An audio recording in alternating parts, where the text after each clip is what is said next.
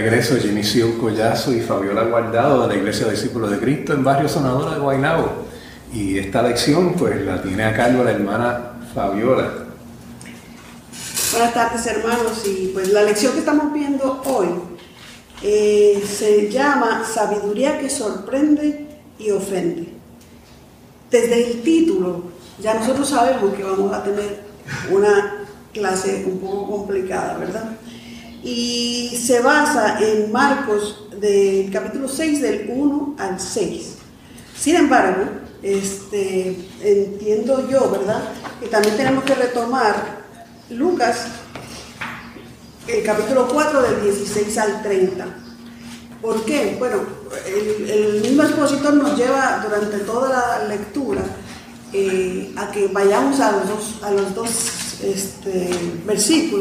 capítulos, perdón. Y es porque pues lo que nos explica Marcos y lo que nos explica Lucas se relacionan completamente. Es el mismo hecho explicado desde dos puntos de vista diferentes y que nos explica un poquito más el caso de Lucas unas cosas y el caso de Marcos otras cosas. Así que por eso es que estas dos lecturas deberían de ir entrerelacionadas, ¿verdad? Así que voy a comenzar con Marcos 6.1, donde dice: Jesús se fue allí a su propia tierra y sus discípulos fueron con él.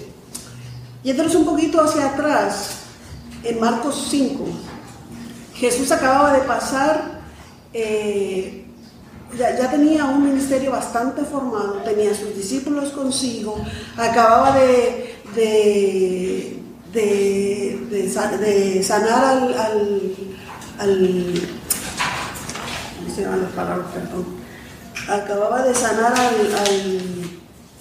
de resucitar a la hija de Jairo y de sanar a la mujer de flujo de sangre. También había sanado al endemoniado de Gadareno. Todo esto había sucedido en el desierto. Y cuando viene de camino, se encuentra con la ciudad donde él nació, Nazaret. Cuando venimos aquí a Marcos, la explicación del expositor de William Barclay, nos explica que Nazaret es una ciudad sumamente rica de cultura. Ahí sucedió prácticamente la historia de todo Israel.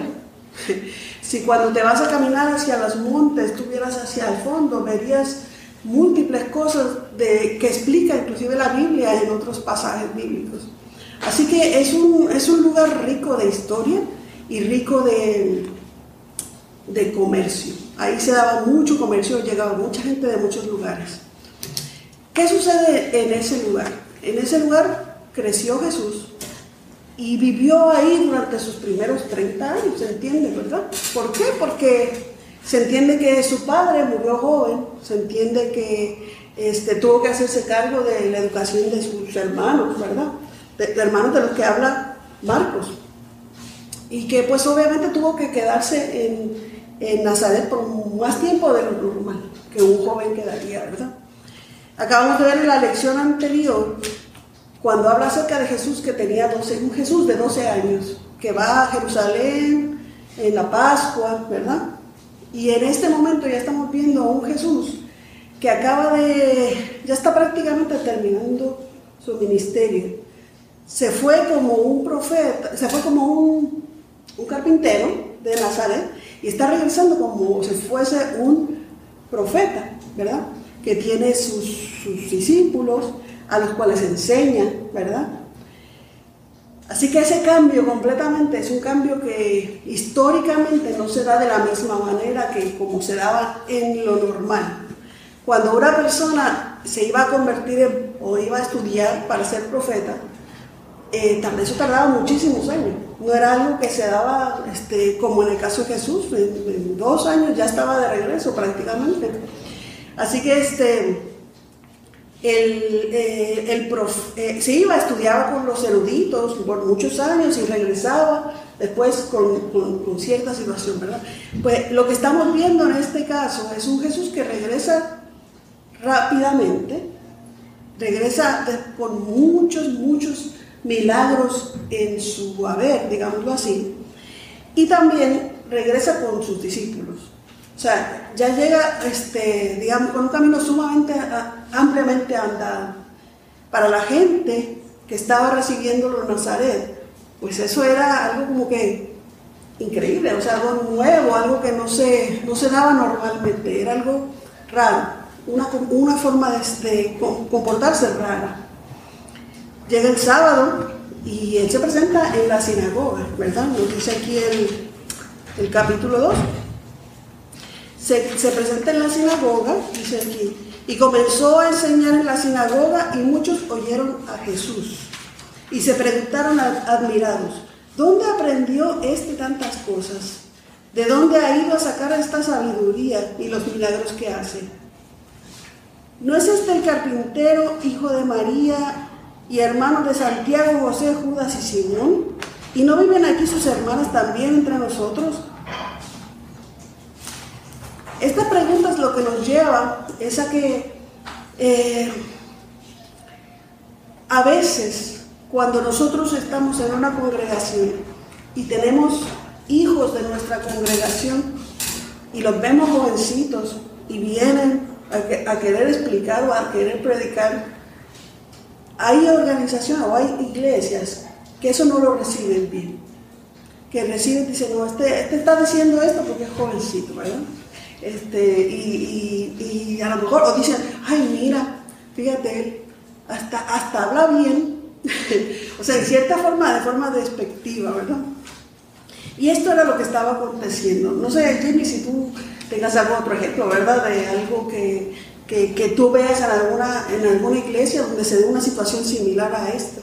Sí, la cuestión de no ser profeta en tierra propia tiene que ver, ¿verdad?, con el hecho de que te vieron crecer y a lo mejor se acuerdan de las maldades que hiciste cuando eras nene o algo así, pero también cogiéndolo un poco desde la antropología, uno crece en un sitio como parte de una red de parentesco.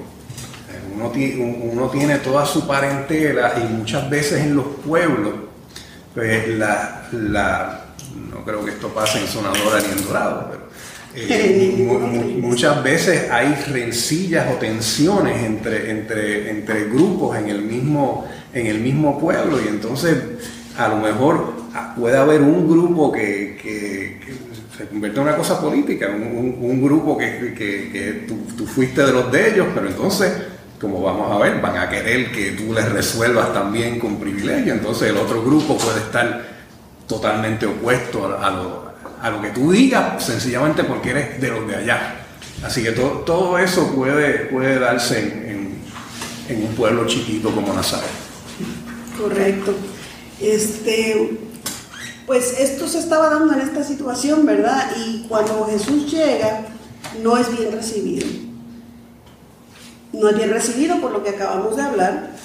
Y además, en Lucas nos dice lo siguiente.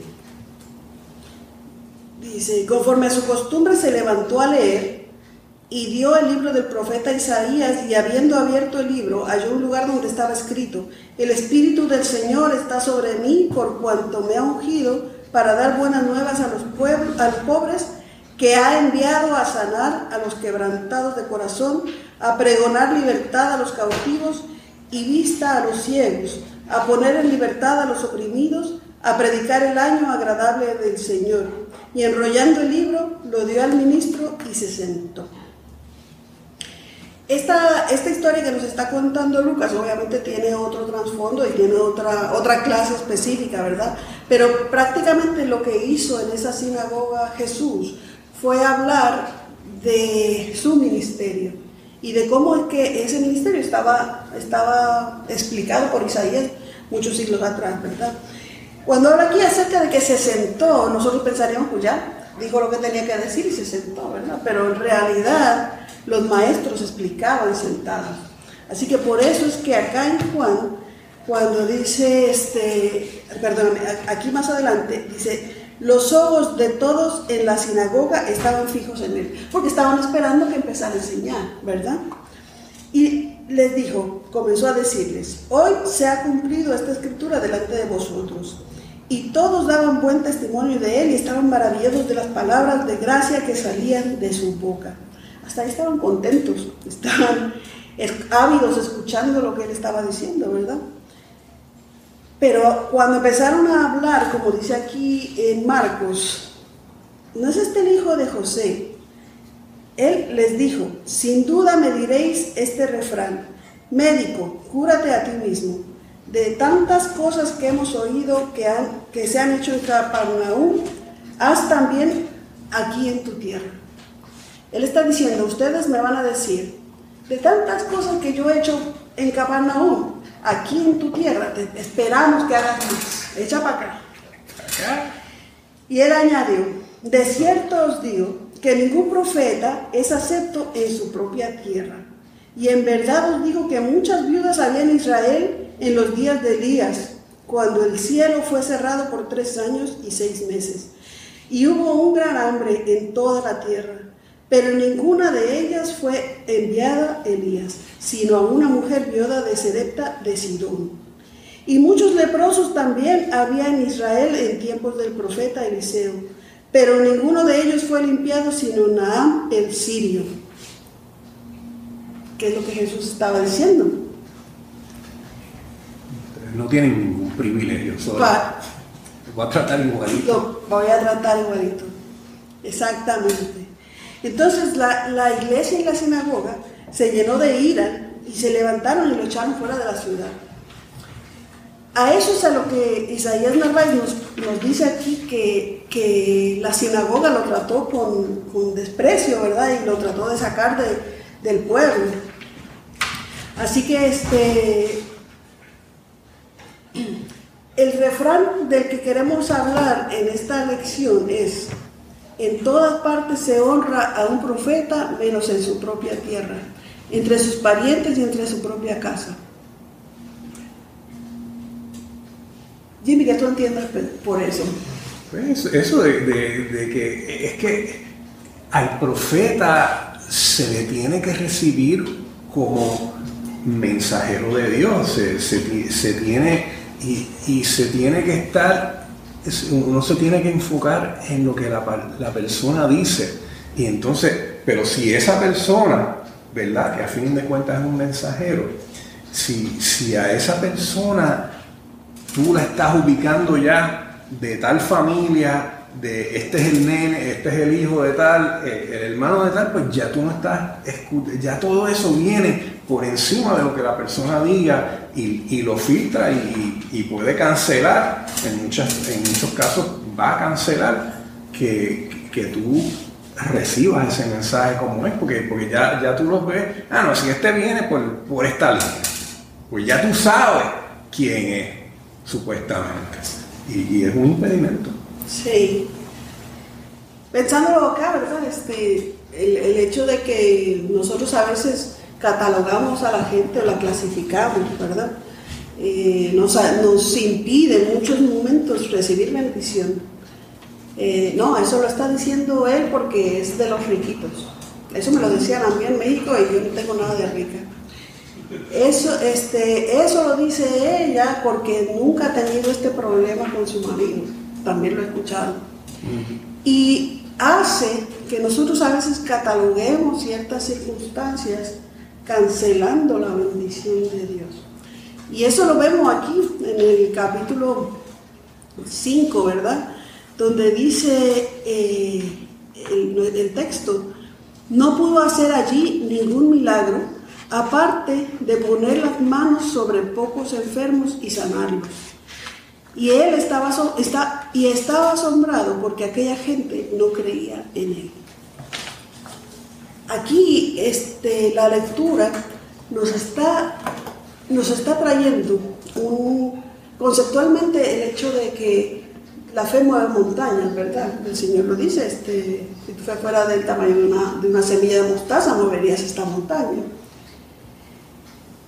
Sin fe, ni el mismo Jesús nos puede sanar. Aquí lo está diciendo, en cierta forma. Entonces,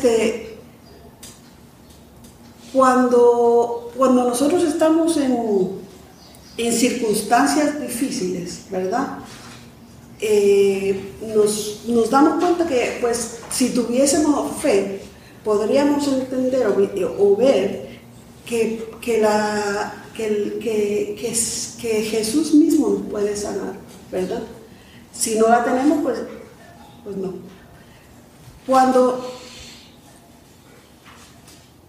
Cuando vemos este tipo de rechazo, es que entendemos por qué a veces los milagros no pasan, ¿verdad?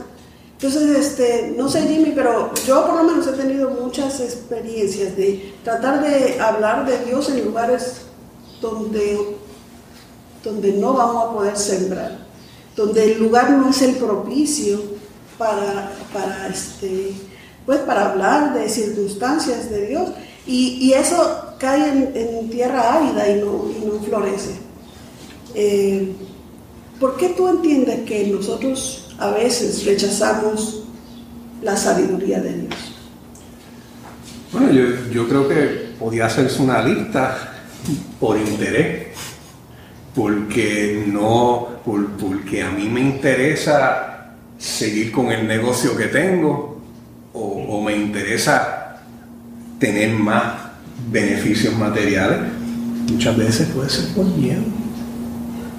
A ver, si lo que tengo que hacer implica asumir algún riesgo, y muchas veces el dar un testimonio puede acarrear riesgo, ¿verdad?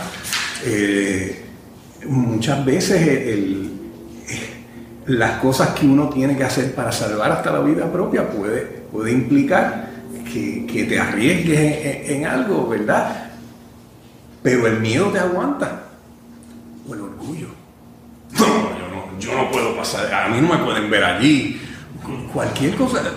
Y básicamente uno podría, o la pereza, ¿sabes? Uno podría hacer todo el catálogo de los vicios, ¿verdad? Y los pecados mortales, y todo eso, cada una de esas cosas son cosas, podríamos decir, naturales del ser humano: el miedo, el interés, la pereza, la lujuria, ¿sabes? Todas esas cosas son impulsos que uno tiene, y uno, en muchísimos casos, la sabiduría es saber, ok, mi reacción natural es hacia esto, pero no es el momento, porque hay otra cosa más importante, como tú estabas diciendo antes, en algún momento. La sabiduría tiene que ver con poder aquilatar, balancear, o sea, poner en la balanza, discernir, y entonces eso no siempre se da, porque a veces la presión es muy fuerte y muy grande. Sí, de hecho, mientras tú estabas hablando, yo me acordé que había apuntado aquí que hace 2 clases o 3 clases atrás, no me acuerdo cuántas, la hermana que daba la clase decía que la sabiduría debe ser buscada, recibida y atesorada. Yo lo había apuntado aquí, pero es prácticamente lo que tú estás comentando, que si no lo buscamos, no es recibida. O sea, si no es recibida, pues no va para ningún lado la sabiduría. La persona necia es la que se deja llevar por la publicidad, o por donde se va el chorro de gente, me voy yo también, y entonces la sabiduría no es esa. Claro. Y a veces nosotros nos comportamos obviamente de forma necia, ¿no? A pesar de que pues siempre oramos y nos tratamos de acercar al Señor. Eso nos pasa a todos, o sea, y a veces decimos, estamos siendo súper sabios, yo le voy a dar este consejo a este amigo mío, y me estoy yendo por el chorro, porque estoy diciendo lo que en esta lectura dice sabiendo, que creo que me lo sé todo y no pregunto de nada, y no me cuestiono. Y la verdad es que de leer esta lectura, a mí en lo personal me pareció bien compleja, porque habla acerca de un Jesús que obviamente es sabio, ¿verdad? Pero que no dice las cosas que la gente quiere oír.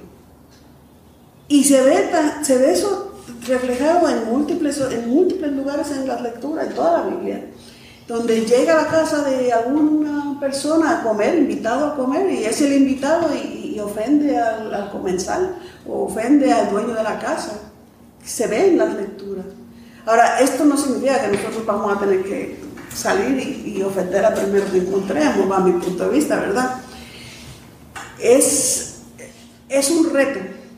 La manera en cómo la lectura nos lleva de la sabiduría a la acción es un reto complejo y difícil de llevar a cabo.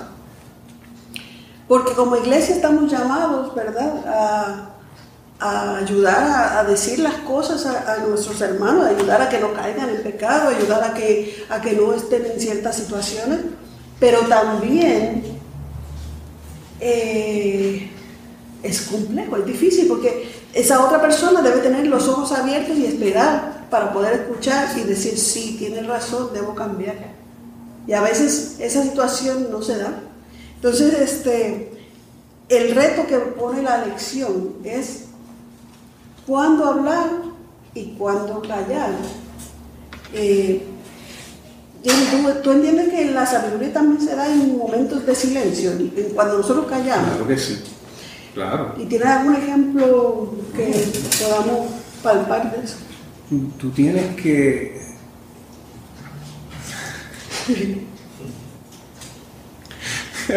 yo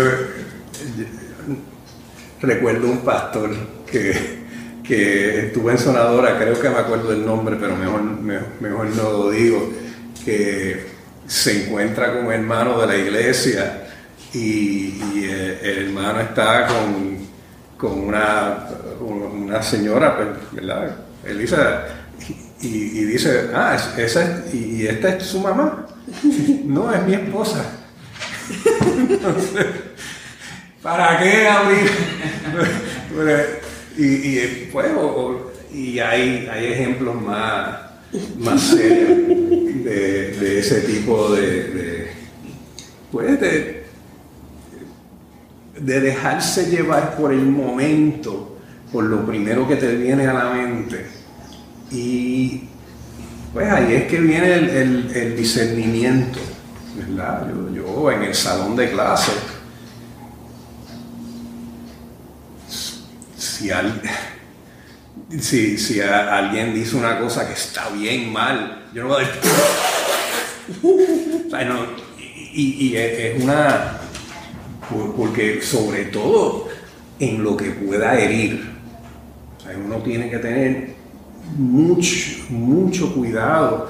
Pues, digo, es como quien dice sentido común, pero muchas veces los impulsos, los intereses, las debilidades propias no nos permiten hacerlo sabio, y por ello pues tenemos parte de la sabiduría es también un ejercicio de valentía, de discernimiento, de prudencia, ¿verdad? Porque en un momento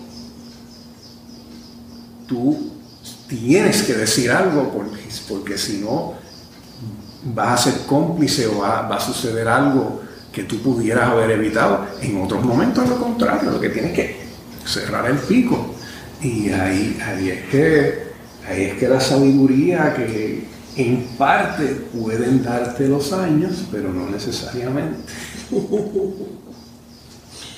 Sí, yo considero que ese es el reto mayor, saber cuándo callar y cuándo hablar.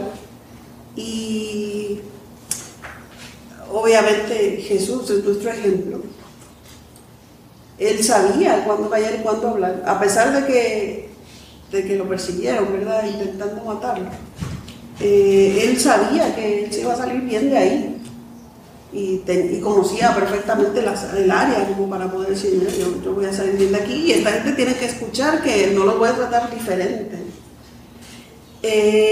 A veces en nuestro diario vivir, y esta es la parte a mí en lo personal que me preocupa de mí, de mi sociedad, de mi punto donde compartimos, ¿verdad?, de mi círculo relacional, es que la forma en la que uno se expresa, ¿verdad? Siempre en el mundo, digámoslo así, tú tienes que expresarte con seguridad. Pero en las cosas de Dios, obviamente también tienes que tener seguridad, pero no ser sabiondo. Y ahí es donde a mí en lo personal me da como que un poquito de preocupación abrir esta boca que yo tengo, digámoslo así. Entonces, pues yo lo que traigo, ¿verdad? Es que tenemos que ser bien cuidadosos en cómo decimos las cosas, en qué decimos y qué callamos. Y yo entiendo de esta lección, ¿verdad? No sé si tú lo compartas conmigo, que todo depende, si se hace con amor o no se hace con amor. Que es parte de lo que tú estabas diciendo, cuando tú te burlas de un estudiante, pues ahí no hay amor, ¿verdad? Ahora puedes agarrar y decirle, mira, no, en realidad esto no era así, y tratarlo con amor y decirle las cosas como son.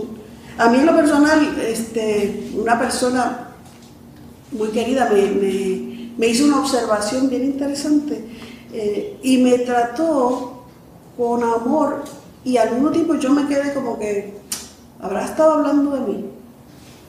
Ah, yo creo que sí. Entonces te hace pensar, espérate, está hablando de mí, pues entonces, si es para mí me llega, tengo que cogerlo con amor también y decir, sí, me equivoqué. Fíjate que esa es diferencia. Entonces, son de los momentos donde yo he visto como que la sabiduría del Señor va retocando el corazón de uno y diciendo, porque esa persona lo vino conmigo y me dijo, mira, estás haciendo esto mal, estás tratando de hacer esto y esto y esto y no dejas hacerlo. No.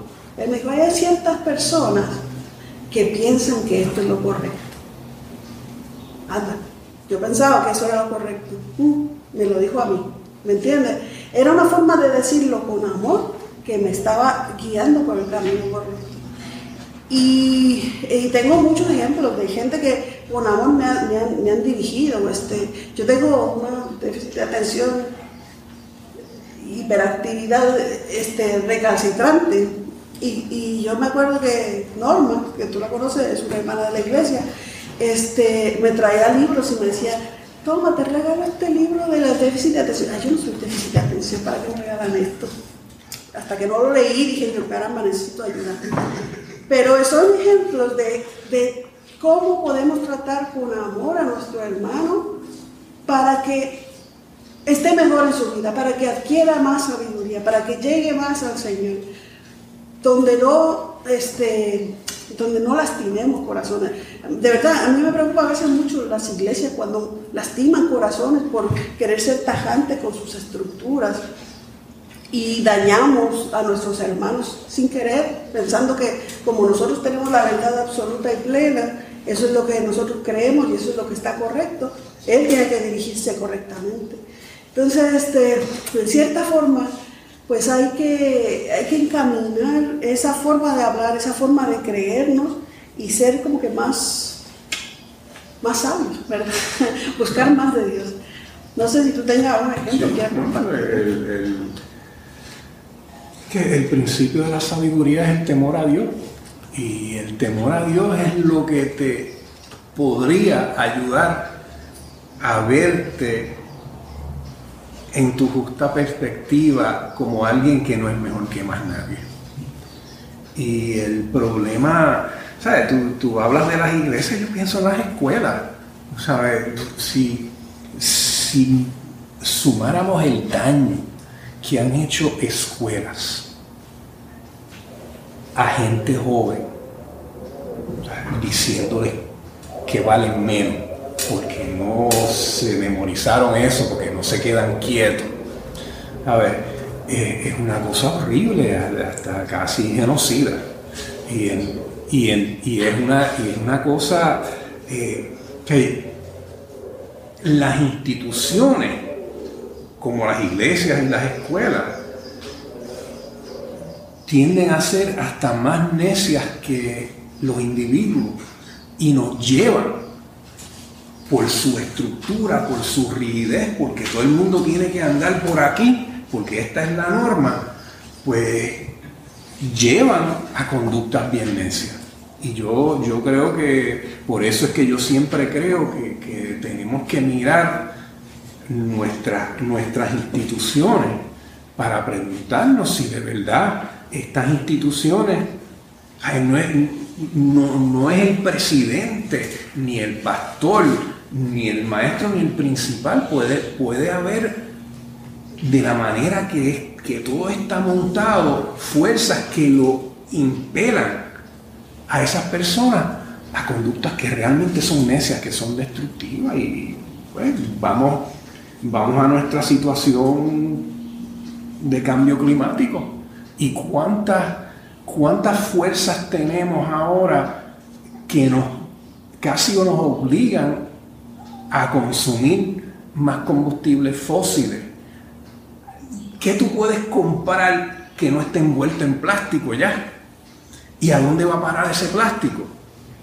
A ver, ¿y cómo es que toda esta estructura, la economía de Puerto Rico, que hace 20 años está en depresión, hace 30 años se acabó la sección 936 y a nadie se le ha ocurrido otra forma de organizar esto? Mire, no es porque no haya gente inteligente, no es que no haya habido gente inteligente en el gobierno, es que hay unas presiones y unas estructuras que nos siguen llevando hacia el despeñadero. Eso me da mucha preocupación. Pero la fe es lo que nos tiene que mantener en pie. Amén. Y seguir caminando. Amén.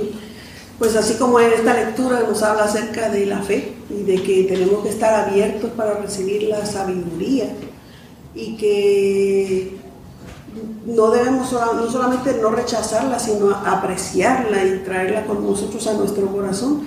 Así oramos al Señor para que todos los que están viendo este programa pues puedan recibir también bendición y sabiduría. Dios te bendiga. Amén.